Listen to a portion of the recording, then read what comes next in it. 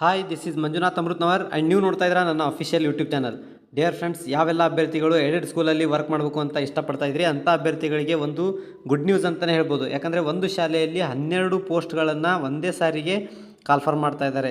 So ಆ ಕಾಲ್ಫರ್ಮ್ ಆಗ್ತಕ್ಕಂಥ ಹುದ್ದೆಗಳು ಯಾವ್ಯಾವುದು, ಅದಕ್ಕೆ ವಿದ್ಯಾರ್ಹತೆ ಏನಾಗಿರಬೇಕು, ಆಮೇಲೆ ಯಾವ ಮೀಸಲಾತಿಗೆ ಅನುಗುಣವಾಗಿ ಹುದ್ದೆಗಳನ್ನು ತುಂಬಿಕೊಳ್ತಾ ಇದ್ದಾರೆ, ಈ ಎಲ್ಲ ವಿಷಯಗಳನ್ನು ಈ ವಿಡಿಯೋದಲ್ಲಿ ಡಿಸ್ಕಸ್ ಮಾಡ್ತಾ ಹೋಗೋಣ. ಅದಕ್ಕಿಂತ ಮುಂಚಿತವಾಗಿ ಯಾರೆಲ್ಲ ನನ್ನ ಚಾನಲ್ಗೆ ಹೊಸದಾಗಿ ವಿಸಿಟ್ ಮಾಡಿದ್ದೀರಿ, ದಯವಿಟ್ಟು ಚಾನಲನ್ನು ಸಬ್ಸ್ಕ್ರೈಬ್ ಮಾಡ್ಕೊಳ್ಳಿ.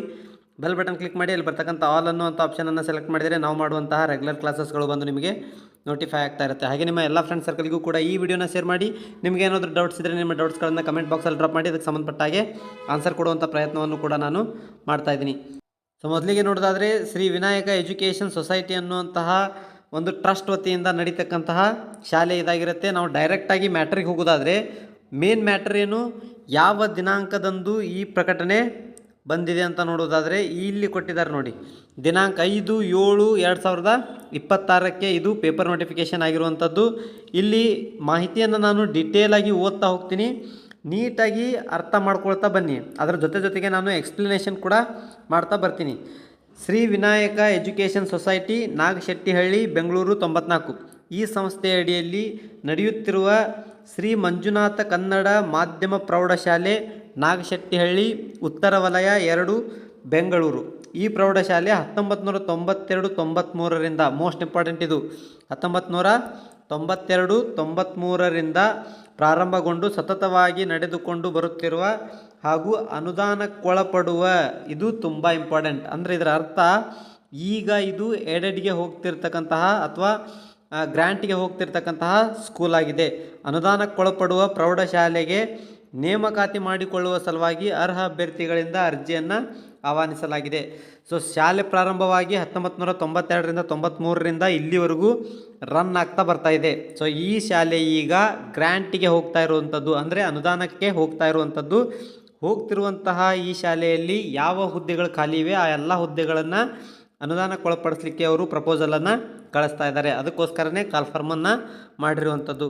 ಸೊ ಮುಂದುವರೆದು ನೋಡೋದಾದರೆ SC ST ಅಭ್ಯರ್ಥಿಗಳು 250 ರು ಹಾಗೂ ಸಾಮಾನ್ಯ ಅಭ್ಯರ್ಥಿಗಳು 500 ರು ಅರ್ಜಿ ಶುಲ್ಕವನ್ನು ಅಧ್ಯಕ್ಷರು ಶ್ರೀ ವಿನಾಯಕ ಎಜುಕೇಷನ್ ಸೊಸೈಟಿ, ನಾಗಶೆಟ್ಟಿಹಳ್ಳಿ, ಬೆಂಗಳೂರು 94 ಇವರ ಹೆಸರಿನಲ್ಲಿ DDಯನ್ನು ಪಡೆದು ಅರ್ಜಿಯೊಂದಿಗೆ ಲಗತ್ತಿಸಿ ಕೆಳಕಂಡ ಆಡಳಿತ ಕಚೇರಿಗೆ ಸಲ್ಲಿಸಬೇಕು.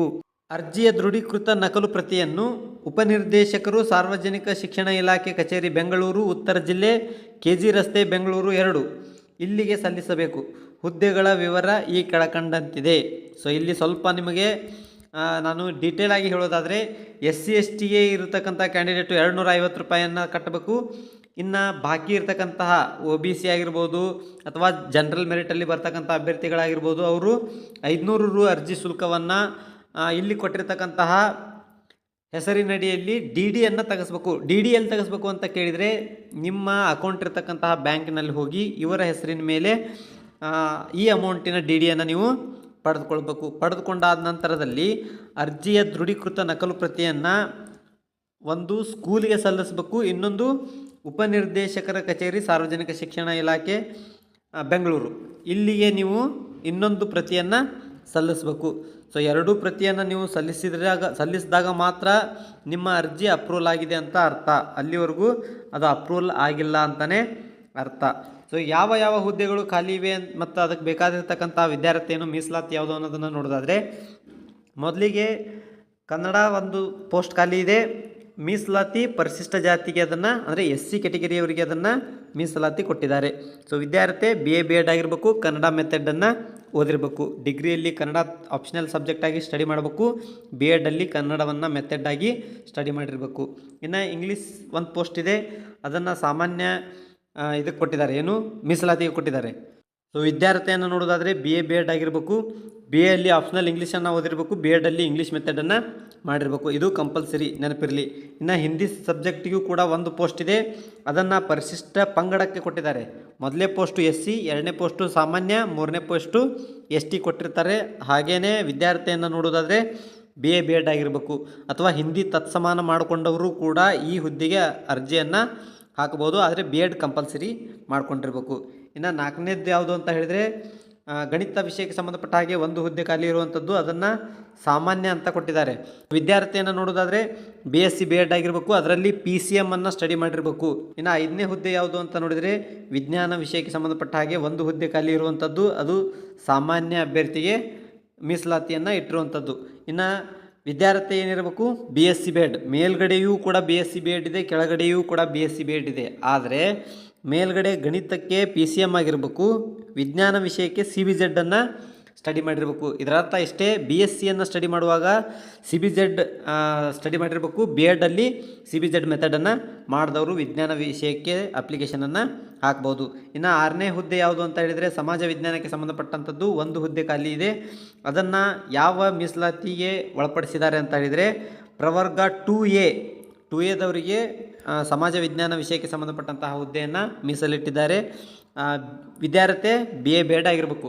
ಇನ್ನು 7ನೇ ಹುದ್ದೆ ಯಾವುದು ಅಂತ ನೋಡೋದಾದರೆ ದೈಹಿಕ ಶಿಕ್ಷಕರ ಹುದ್ದೆ ಖಾಲಿ ಇರುವಂಥದ್ದು ಒಂದು ಪೋಸ್ಟು, ಅದನ್ನು ಸಾಮಾನ್ಯ ಅಭ್ಯರ್ಥಿಗಳಿಗೆ ಮೀಸಲಿಟ್ಟಿರ್ತಾರೆ. ಎಜುಕೇಷನಲ್ ಕ್ವಾಲಿಫಿಕೇಷನ್ ಏನು ಅಂತ ನೋಡೋದಾದರೆ BA B.Ed ಆಗಿರಬೇಕು. ಅಂಥ ಅಭ್ಯರ್ಥಿಗಳು ಟೀಚರ್ ಹುದ್ದೆಗೆ ಅಪ್ಲಿಕೇಶನನ್ನು ಸಲ್ಲಿಸ್ಬೋದು. ಅದರ ಜೊತೆಗೆ 8ನೇ ಹುದ್ದೆ ಯಾವುದು ಚಿತ್ರಕಲಾ ಶಿಕ್ಷಕರು ಒಂದು ಹುದ್ದೆ ಖಾಲಿ ಇರುವಂಥದ್ದು, ಅದನ್ನು ಕೂಡ ಸಾಮಾನ್ಯ ಅಂತ ಹೇಳಿ ಕೊಟ್ಟಿದ್ದಾರೆ. ಅದಕ್ಕೆ ಬೇಕಾಗಿರ್ತಕ್ಕಂಥ ಎಜುಕೇಷನಲ್ ಕ್ವಾಲಿಫಿಕೇಷನ್ DMC AM ಅಂತ ಹೇಳಿದ್ದಾರೆ. ಅದೇನು ಅನ್ನೋದನ್ನು ಸ್ವಲ್ಪ ನೀವೇ ನೋಡಿಕೊಂಡು ಚಿತ್ರಕಲಾ ಶಿಕ್ಷಕರು ಯಾರೆಲ್ಲ ಇದ್ದೀರಿ ಅಂಥವರು ಇಲ್ಲಿ ಅಪ್ಲಿಕೇಶನನ್ನು ಸಲ್ಲಿಸ್ಬೋದು. ಹಾಗೆ 9ನೇ ಹುದ್ದೆ ದ್ವಿತೀಯ ದರ್ಜೆಯ ಸಹಾಯಕರು ಒಂದು ಹುದ್ದೆ ಖಾಲಿ ಇರುವಂಥದ್ದು, ಅಂದರೆ SDA ಹುದ್ದೆ ಇದನ್ನು ಕೂಡ ಸಾಮಾನ್ಯ ಮೀಸಲಾತಿಯನ್ನು ಕೊಟ್ಟಿದ್ದಾರೆ. ಇದಕ್ಕೆ ಬೇಕಾಗಿರ್ತಕ್ಕಂತಹ ವಿದ್ಯಾರ್ಥಿ PUC ಆಗಿರಬೇಕು, ಜೊತೆಗೆ ಕಂಪ್ಯೂಟರ್ ತರಬೇತಿಯನ್ನು ಪಡೆದುಕೊಂಡಿರಬೇಕು. ಇನ್ನು 10ನೇ ಹುದ್ದೆ ಸಹಾಯಕರು, ಅದು ಒಂದು ಪೋಸ್ಟು, ಅದು ಕೂಡ ಸಾಮಾನ್ಯ ಅಭ್ಯರ್ಥಿಗಳಿಗೆ ಮೀಸಲಿರುವಂಥದ್ದು. ಎಜುಕೇಷನಲ್ ಕ್ವಾಲಿಫಿಕೇಷನ್ SSLC ಕಂಪ್ಲೀಟ್ ಆಗಿರಬೇಕು. ಹಾಗೆ 11ನೇ ಹುದ್ದೆ ಜವಾನ್ ಹುದ್ದೆ ಆಗಿರುತ್ತೆ, ಒಂದು ಹುದ್ದೆ ಖಾಲಿ ಇರುವಂಥದ್ದು, ಅದು ಕೂಡ ಸಾಮಾನ್ಯ ಅಭ್ಯರ್ಥಿಗೆ ಮೀಸಲಿರುವಂಥದ್ದು. ವಿದ್ಯಾರ್ಥಿ 7ನೇ ತರಗತಿಯಲ್ಲಿ ತೇರ್ಗಡೆಯನ್ನು ಅಥವಾ 7th ಸ್ಟ್ಯಾಂಡರ್ಡನ್ನು ಪಾಸ್ ಮಾಡಿರಬೇಕು. ಅಂಥ ಅಭ್ಯರ್ಥಿಗಳು ಈ ಹುದ್ದೆಗೆ ಅಪ್ಲಿಕೇಶನ್ ಸಲ್ಲಿಸ್ಬೋದು. ಹಾಗೆಯೇ 12ನೇ ಹುದ್ದೆ ಕಾವಲುಗಾರ ಹುದ್ದೆ ಆಗಿರುತ್ತೆ, ಒಂದು ಪೋಸ್ಟ್ ಖಾಲಿ ಇರುವಂಥದ್ದು.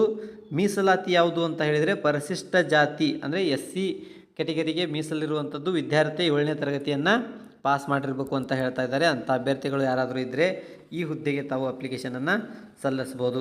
ಸ್ವಲ್ಪ ಇದನ್ನು ಡೀಟೇಲಾಗಿ ನೋಡೋದಾದರೆ ಇಲ್ಲಿರ್ತಕ್ಕಂಥದ್ದು ತುಂಬ ಇಂಪಾರ್ಟೆಂಟ್. ಏನು 1ನೇ ಪಾಯಿಂಟ್ ಏನು ಹೇಳ್ತಾ ಇದ್ದಾರೆ, ಅಭ್ಯರ್ಥಿಗಳ ವಯೋಮಿತಿ ಅರ್ಜಿಯನ್ನು ಸ್ವೀಕರಿಸಲು ನಿಗದಿಪಡಿಸಿರುವ ಕೊನೆಯ ದಿನಾಂಕದಂದು ಸರ್ಕಾರಿ ಆದೇಶದನ್ವಯ ಕನಿಷ್ಠ ಮತ್ತು ಗರಿಷ್ಠ ವಯೋಮಿತಿ ಹೊಂದಿರಬೇಕು ಅಂತ ಹೇಳ್ತಾ ಇದ್ದಾರೆ. ಏಜ್ ಕರೆಕ್ಟಾಗಿ ಆಗಿರಬೇಕು, ಅಂಥ ಅಭ್ಯರ್ಥಿಗಳು ಅಪ್ಲಿಕೇಶನ್ ಸಲ್ಲಿಸ್ಬೋದು. 2ನೇ ಪಾಯಿಂಟ್ ಏನಂತ ಹೇಳಿದರೆ ಮೀಸಲಾತಿ ಕೋರಿ ಅರ್ಜಿ ಸಲ್ಲಿಸುವ ಅಭ್ಯರ್ಥಿಯು ಸಂಬಂಧಿಸಿದ ತಹಸೀಲ್ದಾರ್ ಅವರಿಂದ ಪಡೆದ ಜಾತಿ ಮತ್ತು ಆದಾಯ ಪ್ರಮಾಣಪತ್ರ ದೃಢೀಕೃತ ಜೆರಾಕ್ಸ್ ಪ್ರತಿಯನ್ನು ಲಗತ್ತಿಸುವುದು. ನೀವು ಮೀಸಲಾತಿಗೆ ಸಂಬಂಧಪಟ್ಟ ಹಾಗೆ ಅಥವಾ ನೀವು ಕ್ಯಾಟಗರಿಯಲ್ಲಿ ಅಪ್ಲಿಕೇಶನನ್ನು ಸಲ್ಲಿಸ್ತಾ ಇದ್ದೀರಿ ಅಂತ ಹೇಳಿದರೆ ಅದಕ್ಕೆ ಸಂಬಂಧಪಟ್ಟ ಹಾಗೆ ಜಾತಿ ಮತ್ತು ಆದಾಯ ಸರ್ಟಿಫಿಕೇಟನ್ನು ನೀವು ಸಲ್ಲಿಸಬೇಕು. ಅದು ತಹಸೀಲ್ದಾರ್ ಅವರಿಂದ ಪಡ್ಕೊಂಡಿರ್ತಕ್ಕಂತಹ ಸರ್ಟಿಫಿಕೇಟ್ ಆಗಿರಬೇಕು. ಇನ್ನು 3rd ಪಾಯಿಂಟ್, ಚಿತ್ರಕಲಾ ಶಿಕ್ಷಕ ಹುದ್ದೆಗೆ ಅರ್ಜಿ ಸಲ್ಲಿಸ ಬಯಸುವ ಅಭ್ಯರ್ಥಿಗಳು ದಿನಾಂಕ 1/2/2000 ಒಳಗೆ AMGD ವಿದ್ಯಾರ್ಥಿ ಹೊಂದಿರಬೇಕು ಅಂತ ಹೇಳ್ತಾ ಇದ್ದಾರೆ. ಇದು ಚಿತ್ರಕಲಾ ಶಿಕ್ಷಕರಿಗೆ ಸಂಬಂಧಪಟ್ಟಂಥದ್ದು. ಸ್ವಲ್ಪ ಇದನ್ನು ಸೂಕ್ಷ್ಮವಾಗಿ ನೀವು ಅಬ್ಸರ್ವ್ ಮಾಡಿ ಅಪ್ಲಿಕೇಶನನ್ನು ಸಬ್ಮಿಟ್ ಮಾಡಿ. ಇನ್ನು 4ನೇ ಪಾಯಿಂಟ್ ಏನಿದೆ ಅಂತ ನೋಡೋದಾದರೆ ಅರ್ಹ ಅಭ್ಯರ್ಥಿಗಳಿಗೆ ಸಂದರ್ಶನದ ದಿನಾಂಕವನ್ನು ಯಾವುದು ಇಂಟರ್ವ್ಯೂ ಡೇಟನ್ನು ನೋಂದಣಿ ಅಂಚೆ ಮೂಲಕ ತಿಳಿಸಲಾಗುವುದು. ನಿಮಗೆ ಯಾವುದೇ ಇಮೇಲ್ ಆಗಲಿ ಅಥವಾ ಫೋನ್ ಕಾಲ್ ಆಗಲಿ ಬರೋದಿಲ್ಲ. ನಿಮಗೆ ಪೋಸ್ಟ್ ಮುಖಾಂತರ ಅವರು ಇಂಟರ್ವ್ಯೂ ಡೇಟ್ ಯಾವಾಗಿರುತ್ತೆ ಅನ್ನೋದನ್ನು ಇಂಡಿಕೇಟ್ ಮಾಡ್ತೀವಿ ಅಂತ ಹೇಳ್ತಾ ಇದ್ದಾರೆ. ಇನ್ನು 5ನೇ ಪಾಯಿಂಟ್ ಏನಂತ ನೋಡೋದಾದರೆ ಅರ್ಜಿಯನ್ನು ಪತ್ರಿಕಾ ಪ್ರಕಟಣೆ ನೀಡಿದ 21 ದಿನದ ಒಳಗಾಗಿ ಅರ್ಜಿ ಸಲ್ಲಿಸಬೇಕು ಅಂತ ಹೇಳ್ತಾ ಇದ್ದಾರೆ. ಹಾಗಿದ್ರೆ 21 ದಿನದೊಳಗಾಗಿ ಸಲ್ಲಿಸಬೇಕಂತ ಹೇಳ್ತಾ ಇದ್ದಾರಲ್ವ. ಈ ಪೇಪರ್ ನೋಟಿಫಿಕೇಷನ್ ಆಗಿ ಎಷ್ಟು ದಿನ ಆಯಿತು ಅಂತ ನೋಡೋದಾದರೆ ಇಲ್ಲಿದೆ ನೋಡಿ, ಯಾವಾಗ ಪೇಪರ್ ನೋಟಿಫಿಕೇಷನ್ ಆಗಿದೆ ಡೇಟ್ ಇಲ್ಲಿ ಕೊಟ್ಟಿದ್ದಾರೆ. ದಿನಾಂಕ 5/7/2026 ಈ ಪೇಪರ್ ನೋಟಿಫಿಕೇಷನ್ ಆಗಿದೆ. ಇಲ್ಲಿಂದ 21 ದಿನಗಳ ಒಳಗಾಗಿ ನೀವು ಏನು ಮಾಡಬೇಕು, ಅಪ್ಲಿಕೇಶನನ್ನು ಸಬ್ಮಿಟ್ ಮಾಡಬೇಕು. ಅರ್ಜಿ ಸಲ್ಲಿಸಬೇಕಾದಂತಹ ವಿಳಾಸ ಯಾವುದು ಅಂತ ನೋಡೋದಾದರೆ ಇಲ್ಲಿದೆ ನೋಡಿ. ಅರ್ಜಿ ಸಲ್ಲಿಸಬೇಕಾದ ಕಚೇರಿಯ ವಿಳಾಸ ಅರವಿಂದ್ ಹೂ ಕೊಪ್ಪ, ಆಡಳಿತಾಧಿಕಾರಿಗಳು, 1ನೇ ಮಹಡಿ, ತ್ರಿವೇಣಿ ಕಾಂಪ್ಲೆಕ್ಸ್, ಓಂ ಶಾಂತಿ ಹಿಂದ್ಗಡೆ, ವಿದ್ಯಾನಗರ್ ಮುದ್ದೇಬಿಹಾಳ್ 586212 ವಿಜಯಪುರ ಡಿಸ್ಟಿಕ್. ಈ ವಿಳಾಸಕ್ಕೆ ನೀವು ಅರ್ಜಿಯನ್ನು ಸಲ್ಲಿಸಬೇಕು. ಇದ್ರ ಜೊತೆಗೆ ನೆನಪಿರಲಿ, ಒಂದು DDPI ಆಫೀಸಿಗೂ ಕೂಡ ನೀವು ಅರ್ಜಿಯನ್ನು ಕಳಿಸ್ಬೇಕಾಗತ್ತೆ. ಒಟ್ಟು 2 ಪ್ರತಿಯನ್ನು ನೀವು ಅರ್ಜಿ ಸಲ್ಲಿಸಬೇಕು. ಒಂದು ಸ್ಕೂಲ್ ಅಡ್ರೆಸ್ಗೆ, ಇನ್ನೊಂದು DDPI ಆಫೀಸ್ಗೆ ಕಳಿಸ್ಬೇಕು. ಬಟ್ ನನ್ನ ಸಜೆಷನ್ ಏನು ಅಂತ ಕೇಳೋದಾದರೆ, ಅರ್ಜಿ ಸಲ್ಲಿಸುವುದಕ್ಕಿಂತ ಮುಂಚಿತವಾಗಿ ಇಲ್ಲಿ ಕೊಟ್ಟಿರ್ತಕ್ಕಂತಹ ಸೆಲ್ ನಂಬರ್ಗೆ ನೀವು ಕಾಂಟ್ಯಾಕ್ಟ್ ಮಾಡಿಬಿಟ್ಟು ಮಾಹಿತಿಯನ್ನು ಪಡೆದುಕೊಂಡ ನಂತರದಲ್ಲೇ ಅಪ್ಲಿಕೇಶನನ್ನು ಸಲ್ಲಿಸಿ. ಯಾಕಂದರೆ ಅಪ್ಲಿಕೇಶನ್ ಸಲ್ಲಿಸುವುದಕ್ಕಿಂತ ಮುಂಚಿತವಾಗಿ ನಿಮಗೆ ಆ ಸ್ಕೂಲಿನ ಬಗ್ಗೆ ಒಂದು ಸ್ವಲ್ಪ ಪೂರ್ವಾಪರ ಮಾಹಿತಿ ಇದ್ದಾಗ ಮಾತ್ರ ಅಪ್ಲಿಕೇಶನ್ ಸಲ್ಲಿಸ್ಬೇಕಾ ಅಥವಾ ಸಲ್ಲಿಸಬಾರ್ದಾ ಅನ್ನೋದು ಕನ್ಫರ್ಮ್ ಆಗುತ್ತೆ.